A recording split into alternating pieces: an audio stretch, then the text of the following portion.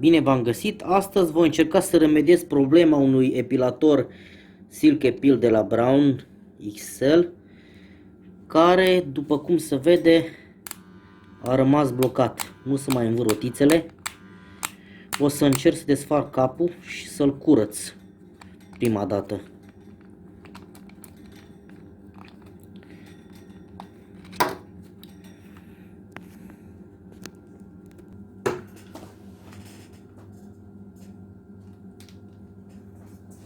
Avem nevoie de un Torx 8.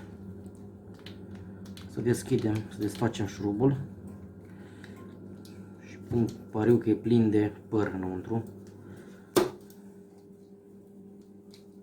Uitați, plin, full.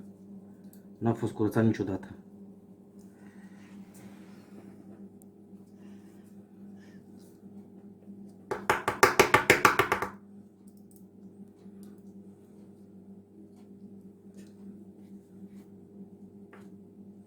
Și pe partea aceasta.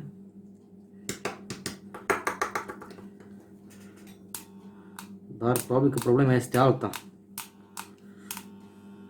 În interiorul aparatului. Oricum, e bine că am curățat și aici.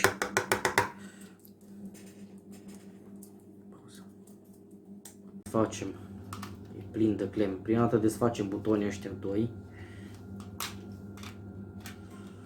Și probabil că o să tragem de aceste cleme.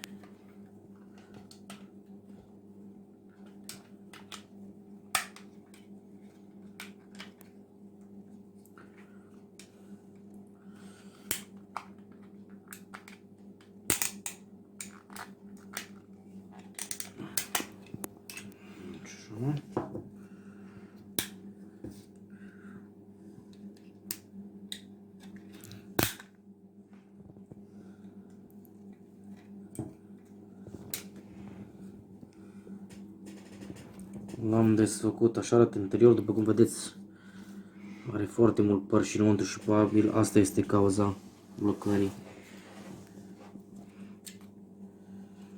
Da, plin de păr. Să încerc să-l curăț și să-l pun la loc.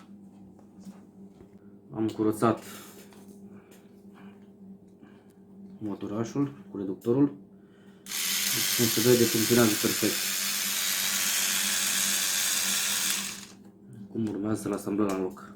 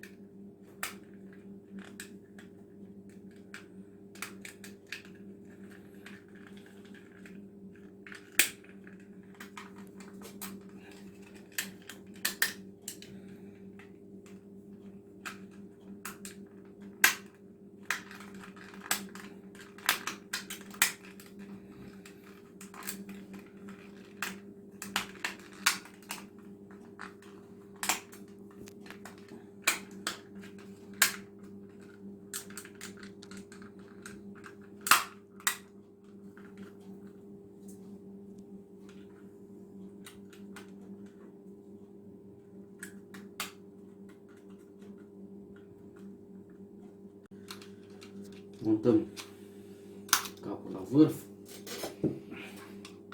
și facem o probă.